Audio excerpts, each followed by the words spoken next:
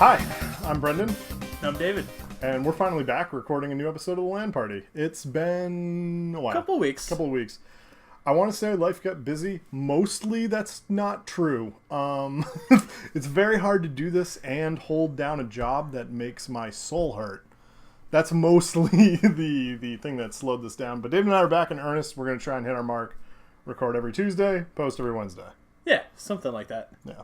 I mean, there have been a lot of good games that we've been mainlining. Yeah, that's true too. I've been stuck in The Witcher. I can't do anything right now. Yeah. I just want to go home and play Witcher. We have a backlog of videos we need to post. One of them is actually David waxing poetic about how much he loves The Witcher and how much time he's put into it. But that's been your main poison, right? Yeah.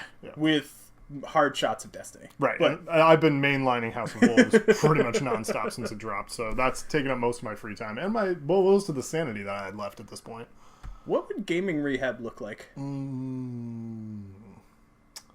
I'm guessing they would try something aggressive like, you're going to exercise. Fuck that. I always imagine it, they scale down the difficulty of the games. So eventually you're it's like methadone, tennis. right? Yeah. Like they give you a tiger handheld to keep in your room, but that's like all you're allowed to have. Yeah. Oh, Lord. Sometimes I think I need it. Yeah, no, that's not happening. But we are here to talk about some topical things for this week. Yeah. There's a little bit going on. We got E3 coming up next week, so we've had some exciting announcements as of late. And it's the movie season. The movies are coming out. We saw the Mad Max that came out, The Fury Road. It's a great movie. That was an amazing movie. That was a film. That was a film. Yeah. It was a production of glorious. Oh, what a lovely day. Carnage. Yeah. Witness me. Witness me. Yeah, it's also given rise to a shouting "Witness me" when we do pretty much everything. But yeah, Fury Road was amazing. And that wasn't even one of the movies I was the most excited about for the summer. I thought I was going to love Age of Ultron. I only liked it about as much as I even could.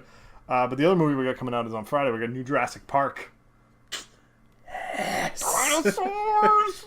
We wanted to up the wow factor.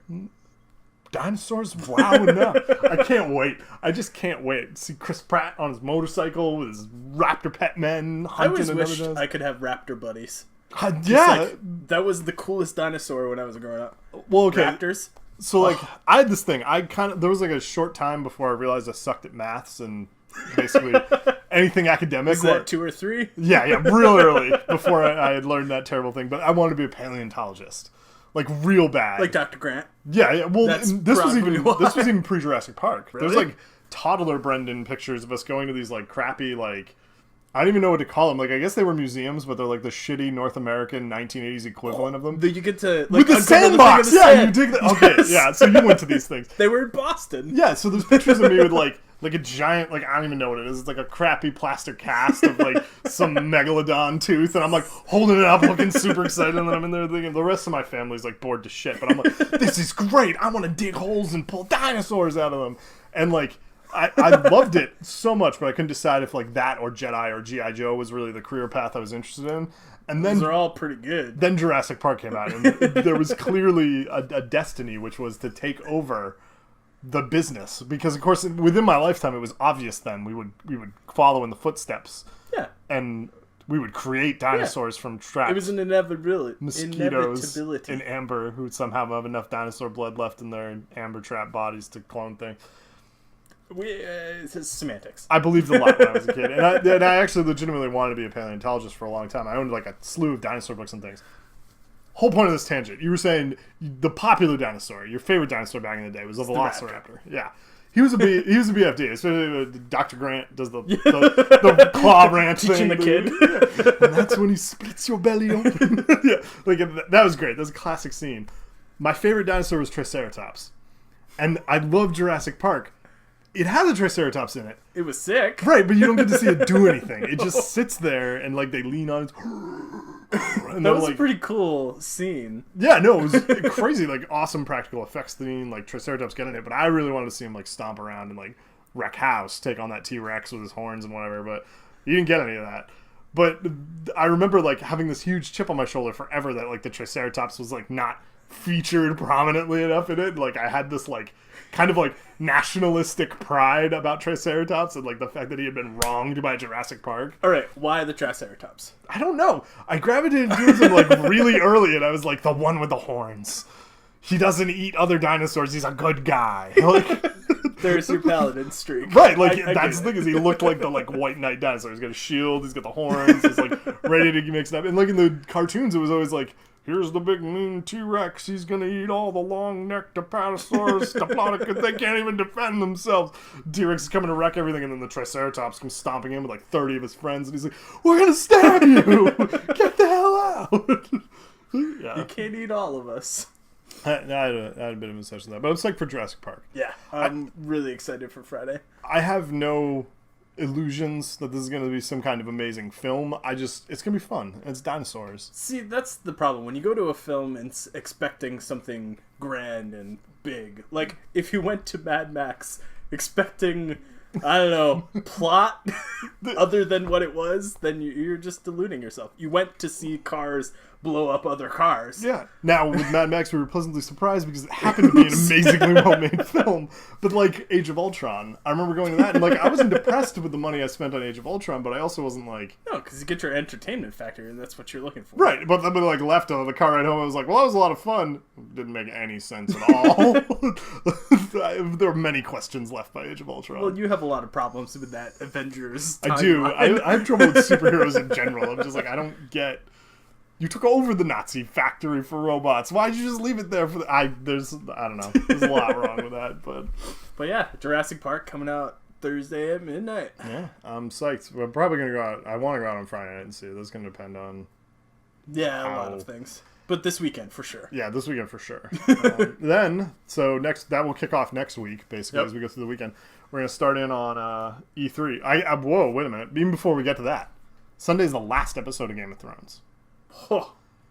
This last weekend, we got the penultimate episode. And it was a penultimate episode classic to all Game of Thrones seasons. Oh, hot damn. Hot damn. For those of you who haven't seen it, I don't know if we're going to actually talk about it, but you should go see it now. Yeah, and spoiler alert, if you're going to keep watching it, we'll talk about it for a second here. If you don't want to know what happens or you haven't seen it, skip like a minute and a half ahead. Something like that. The main sticking points for how awesome the episode were Jorah Mormont is the greatest warrior that has ever lived in all of Westeros. He's a badass. Fucking even though he doesn't live in Westeros anymore. No, he doesn't live. He did live there. It's not a big enough continent. Bear Island couldn't contain that man. So out into the great grass ocean he went. Jorah Mormont. Oh my god. He just impales that guy on this. Oh, it's so good. It was an epic and then moment. Even he was not enough to stop the coup. And so the real artillery got called in. Drogon. Got to see the dragon in action. Now, there's been a popular complaint on the internet for many years, which is that we've never seen the dragons do anything, and we've never seen the White Walkers do anything, and none of the magic's ever shown on the show. Technically, the dragons were locked away for a while. Right. So we can't really see them. Last 2 episodes of the show, we've had a massive lich attack on Hardhome. The Night King. And then we had Drogon literally in an arena of death, barbecuing and killing people with his teeth. I'm just straight up impressed. I think from a storytelling standpoint, this show's still just as strong as it always was. Yeah. And it just keeps getting better, too. Yeah, they just keep moving forward in all the right directions. Like, they had the absolutely horrifyingness of Shireen getting burned at the stake. Fuck you, Stannis. Jesus. But, yeah, and, like, that was great. So we had that. So we get the season finale coming up for Game of Thrones this weekend. Yeah. That's going to be good. Yeah. We need the Siege of Winterfell, at least. That's what I thought the penultimate would have been. Really? That was what I was banging out. I was like, it'll probably be the Siege of Winterfell, because that's a big scale. Like, that would play well. Well, it's because you didn't expect Shireen to bite the dust. I did not call that. We're gonna send the Onion Knight back to the keep and away from wherever he could stop Let's send this. Sir Davos away, so by the time he comes back, I can surround myself and people to stop him from killing me. Yeah. So, yeah, I mean, I guess that's what we'll probably get in the penultimate here. I'm excited for that. Then... We'll probably get some Arya, too. Yeah, we'll probably get some Arya in there. And Game of Thrones will be good. All the way up to the end will be good. Always is. But Monday next week, we get into E3 week. Ooh. So we'll have the early predictions in the week, and by the end of the week, E3 will kick off, and we'll get all the crazy game news. We have had some hand tipping going on. The biggest thing that probably came out so far is the preview trailer for Fallout 4. Fallout 4. We're in a position on this one, Internet, because a lot of you are probably out there thinking, hey, they love video games. They must love Fallout. I could take it or leave it. I've played all of them to completion. Yeah. All the expansions, I can't Las say, Vegas. I didn't play them all to completion because Fallout 3 is the one I gave up on at one point, basically. Like, I didn't play any of the expansions, and I didn't actually go back and play through the main story. No. So I got to the end literally by killing everyone in all of Bethesda. I just murdered everyone in Washington. You got all the good gear. Yep, and I just didn't walked have from to one go to the through other. the cutscenes. But like I played Fallout and Fallout 2, not at the time of their release, later, but that was like in high school. I think I went back and played one of them and then another one in college. They don't do it for me. They're not like my series that I love. No. So, and a lot of people love just because of that setting. Yeah. The post-apocalyptic setting is very, I mean, Last of Us. Very, very driven game. And clearly the post-apocalypse is just an obsessive setting for video games because of the potential it gives you for violence and everything else.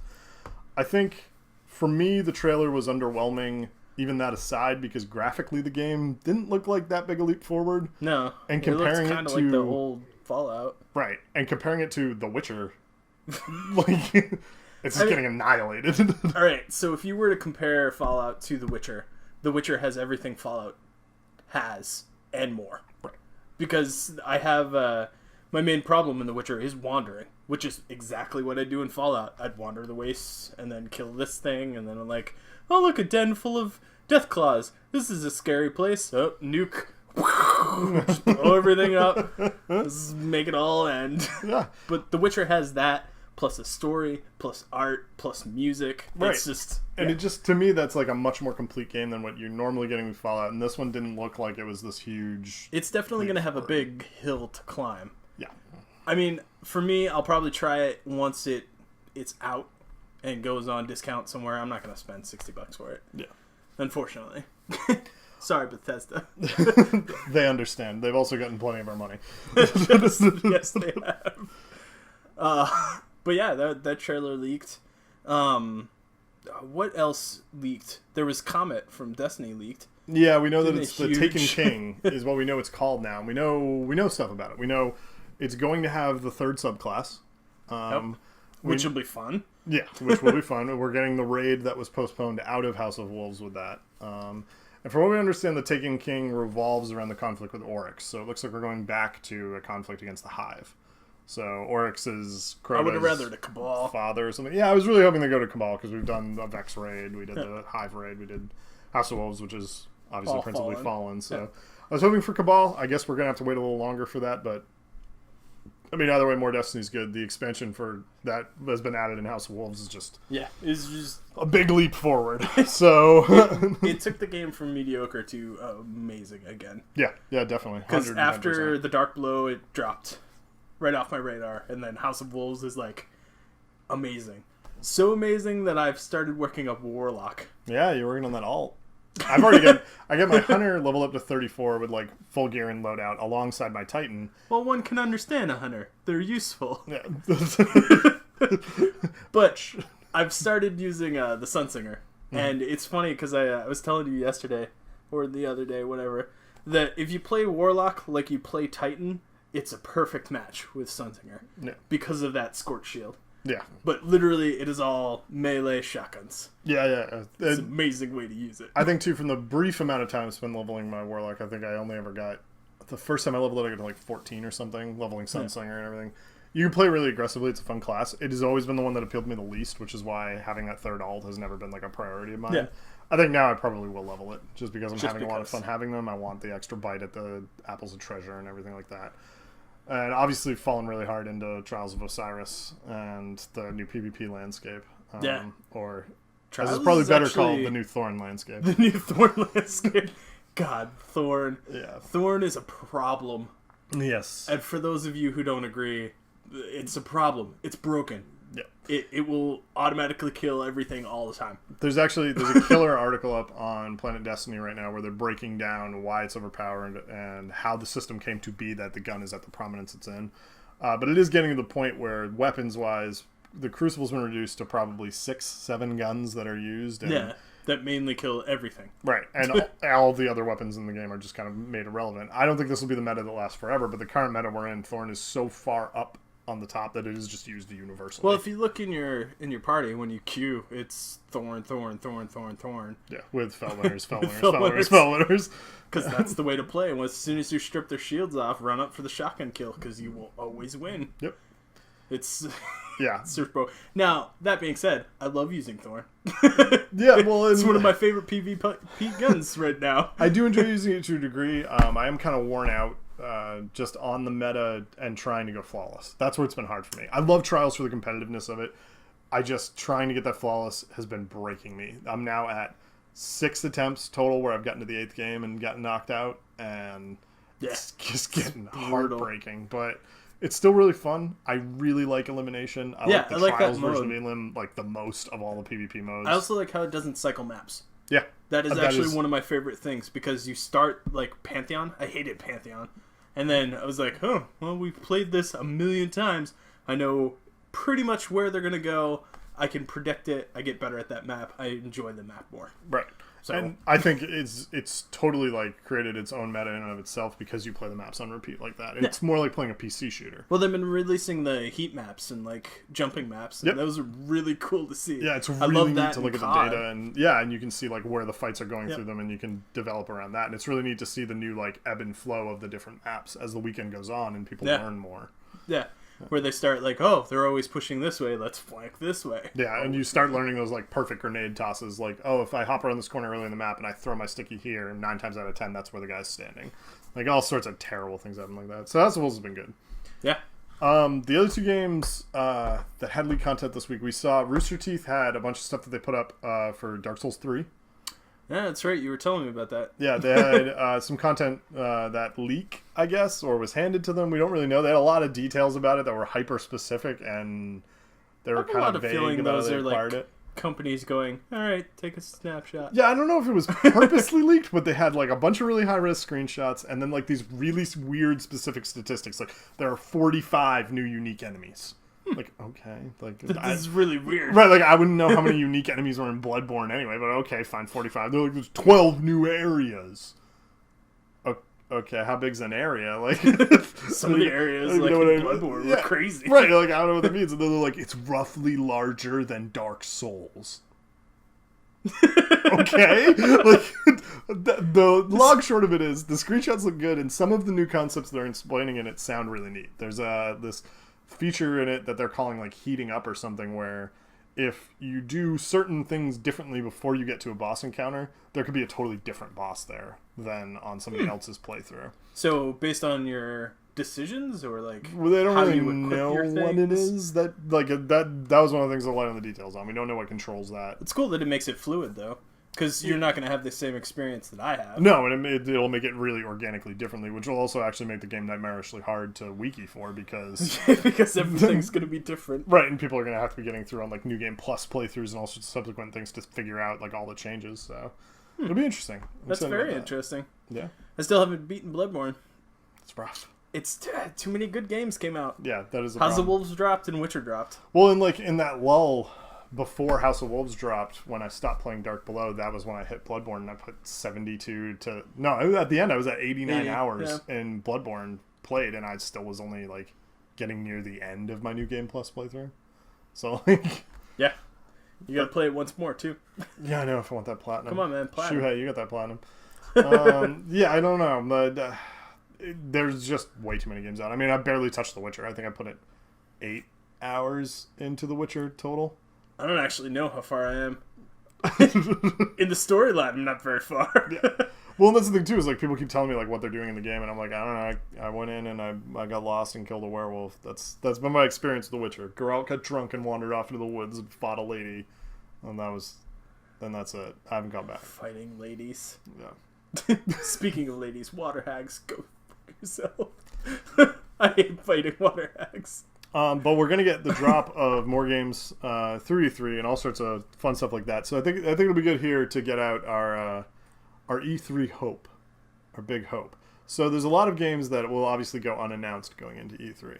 Okay. There'll be a lot of games that we hope are announced. Yeah. realistically, That we get better snapshots of. most of them probably won't come to light. There's all sorts of things that we know will be there, that we assume will be there, and things like that. What's your hope? What's your game you want to see? Star Wars Battlefront. You want a better look at Battlefront? I want a better look. For sure, you'll get that. That's what I really want. That's a done deal. Battlefront will be not only at EA's Expo. That will definitely. Or who puts that at Activision? I don't remember who makes. No. EA. Yeah. Activision makes Call of Duty. Yeah. Yeah. So that'll be at EA's thing for sure. Probably going to be featured at either Sony or Microsoft's panel as well. All right. So we'll definitely get a look at coverage. that. What about you? I'll return the question. I'm hoping this is the last Guardian. There's no reason to expect that it will be here, as it never has shown up for a decade. But I'm hoping it's there. They're still working on it. It might come out. I loved Shadow of the Colossus when I was a man-child back in the day when I played video games. Back on PS1. PS2, actually. It was on PS2. We had Ico before that. Yeah, all right. But, yeah, it's been long enough. I'm not surprised anyone's confused. But, yeah, I'm hoping this is the one that we have some indication that maybe, yeah, it's going to be here again. But then again, we always do. But I'm feeling it more than usual. I was making fun of a lot of people the last couple of years when they said, oh, it's going to be launched for the PS4. It's going to be over the... No, it's not coming. Like, forget about it. But now... Even I'm drinking the Kool-Aid. I'm feeling like maybe this is the year it's going to be back. Maybe. Shadow of the Colossus was a cool game. It was, like, way back when. Yeah. The other thing that I wanted was the Uncharted collection, but that leaked. We're getting that. Yeah. So, come October, we can just download those and play them. Go figure. I'm psyched about that. Yeah, so let us know. What are you guys excited about right now? And what are you looking forward to at E3? You getting out there seeing movies? You watching the TV? You playing the video games? Should be doing all of that. David's about to play some Dungeons & Dragons. Yeah! It's going to be a good time. I'm going to peer into the mind of a dwarf lich. Yeah. Hit us up in the comments section and find this content on YouTube, right on our channel. And look forward for more of it. We're going to be posting a PvP tips video that we actually made a couple weeks ago before Trials of Osiris, but that'll be going up now. And there's some other It'll backlog hopefully content help we'll put you up. be better to kill us when we fight you in the Crucible. Yeah, and if you're looking for me on PSN, my name's Snorlaxa. It's Snorlax with an A. And I'm D-Man5ME. Thanks a bunch. Sayonara. Sayonara.